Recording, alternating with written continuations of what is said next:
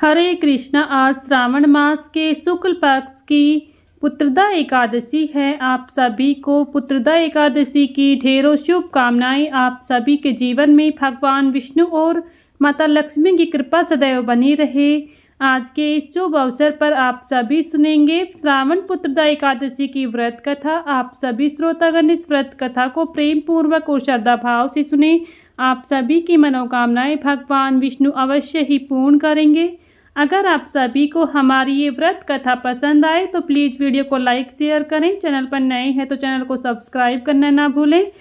Bell icon को press कर लें जिससे आप सभी को हिंदू धर्म से जुड़े सभी व्रत त्योहारों की वीडियोस देखने को मिलेंगे। आइए प्रेम और श्रद्धा भाव से सुनते हैं श्रावण पुत्रदा एकादशी की व्रत कथा। प्रेम से बोलिए भगवान विष्णु की जय, माता लक्ष्मी की जय। द्वापर युग में राजा महिजीत का महिष्मती नगर पर शासन था। वह बहुत उसे राजपाट में कोई रुचि नहीं थी क्योंकि उसे कोई पुत्र नहीं था। उसे राज्य सुखकारी नहीं लगता था। पुत्र प्राप्ति के लिए उसने दान पुण्य और यज्ञ हवन किए, लेकिन राजा महिजीत का मानना था कि अगर पुत्र ना हो तो पृथ्वी और स्वर्ग दोनों ही लोक कष्टकारी होता है। राजा ने पुत्र प्राप्ति के कई उपाय किए लेकिन सफलता नहीं मिली। इससे वह और भी दुखी हो गया। वृद्ध अवस्था आती हुई देखकर राजा अपनी प्रजा और विद्वानों को बुलाकर कहने लगा कि मैंने इस जन्म में तो कोई पाप नहीं किया है। मेरे खजाने में अन्याय से उपार्जन किया हुआ धन नहीं है। इसके अलावा मैंने देव मंदिरों, गृहस्थों और ब्राह्मणों का धन भी नहीं छीना है। मैं प्रजा का पुत्र के समान पालन करता हूँ और सन्यासियों को भी भरपूर दान करता हूँ। न्याय की रक्षा के लिए मैं अपराधियों को दंड देता हूँ, सज्जनों की सदा पूजा करता हूँ। इस प्रकार धर्मयुक्त राज्य करता हूँ, लेकिन फिर भी मेरा कोई पुत्र नहीं है। उसके कारण मैं दुख पा रहा हूँ। राजा की इस समस्या के निवारण के लिए मंत्री वन में ऋषियों और मुनियों की तलाश में गए। इस आश्रम में उन्हें एक तपस्वी मिले जो धर्म के ज्ञाता थे और परमात्मा में मन लगाए हुए थे। उनका नाम लोमेश मुनि था। एक कल्प के व्याप्तित हो जाने पर वह एक रोम गिरता है। लोमेश मुनि की उतनी आयु थी। मंत्रियों में लोमेश मुनि को प्रणाम किया और उन्हें राजा के बारे में बताया। मंत्रियों ने मुनि से कहा कि हमें भरोसा है कि आपके दर्शन से हमारा संकट जरूर दूर होगा। आप कृपा कर राजा को पुत्र होने का उपाय बताएं।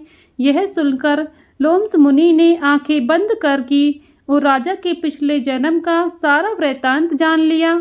जब मुनि ने बताया कि आपका राजा पिछले जन्म में एक निर्धन वैश्य था। निर्धन होने के कारण उसने बहुत बुरे कर्म किए। वह एक गांव से दूसरे गांव व्यापार करने जाता था। एक समय ज्येष्ठ मास के शुक्ल पक्ष की एकादशी तेजस्वी वह 2 दिन से भूखा था। एक जलाशय पर पानी पीने गया। उस स्थान पर गाय जल पी रही थी। उसने गायों को जल पीने से हटा दिया और खुद जल पीने लगा। इस पाप के कारण राजा निसंतान रह गया।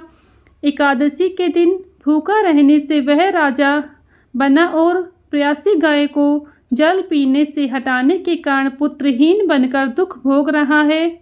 मंत्रीगणों ने कहा कि हे मुनि, आप वो उपाय बताएं जिससे राजा का यह पाप नष्ट हो सके और उन्हें पुत्र मिल सके। लोमेश मुनि ने उत्तर दिया कि श्रावण मास के शुक्ल पक्ष की एकादशी को पुत्रा एकादशी कहते हैं। इस दिन व्रत करें और रात्रि में जागरण करें। अवश्य ही राजा को पुत्र की प्राप्ति होगी। मुनि की बातों को राजा ने सुना और एकादशी व्रत और जागरण किया। इसके बाद द्वादशी को इसके पुण्य का फल मिलेगा। रानी गर्भवती हो गई और उसके गर्भ से एक तेजस्वी पुत्र पैदा हुआ। इसलिए श्रावण मास की इस एकादशी को पुत्रा एकादशी कहते हैं। संतान सुख की कामना करने वाले लोगों को इस व्रत को जरूर करना चाहिए। इससे सब पाप छूट जाते हैं और व्यक्ति को मोक्ष की प्राप्ति होती है। प्रेम से बोलिए भगवान विष्णु की जय, माता लक्ष्मी की जय। प्रिय भक्तों, हर एकादशी के दिन ग्यारस माता की कथा भी सुनी जाती है। पुराने ग्रंथों के अनुसार सतयुग में अघैन मास की उत्पन्ना एकादशी की कहानी के अनुसार मूर नाम का एक दैत्य था, जिसने इंद्र और अन्य देवताओं को पराजित कर देवलोक से निकाल दिया था। इस पर भयभीत देवता भगवान शिव से मिले तो उन्होंने देवताओं को श्री हरि विष्णु के पास जाने के लिए कहा। यहाँ पहुँचे देवताओं की प्रार्थना पर क्षीर सागर में शयन कर रहे श्री हरि उठे और मोर के वध के लिए चंद्रावतीपुरी पहुँचे। यहाँ सुदर्शन चक्र से उन्होंने अनगिनत दैत्यों का वध किया और लंबे समय तक युद्ध करते रहे। वो बद्रिका आश्रम की सिंहावती नाम की 12 योजन लंबी गुफा में पहुँच गए और सो गए। यहाँ पीछे से पहुँचे मोर ने भगवान पर प्रहार करने का प्रयास किया। इसी बीच श्री हरि विष्णु के शरीर से एक कन्या अवतरित हुई। उसने मोर दैत्य का वध कर दिया। इस बीच श्री हरि जाग गए और देवी के बारे में पूछा। इस पर देवी ने खुद का परिचय दिया और कहा कि उसका नाम एकादशी है। उनके ही आशीर्वाद से उसने मोर का वध किया है।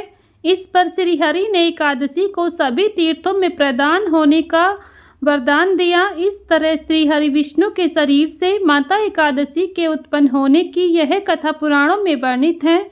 इस एकादशी के दिन त्रिस्पर्शा यानी कि जिसमें एकादशी, द्वादशी, त्रयोदशी तिथि भी हो, वह बड़ी शुभ मानी जाती है। इस दिन एकादशी का व्रत रखने से 100 एकादशी व्रत करने का फल मिलता है।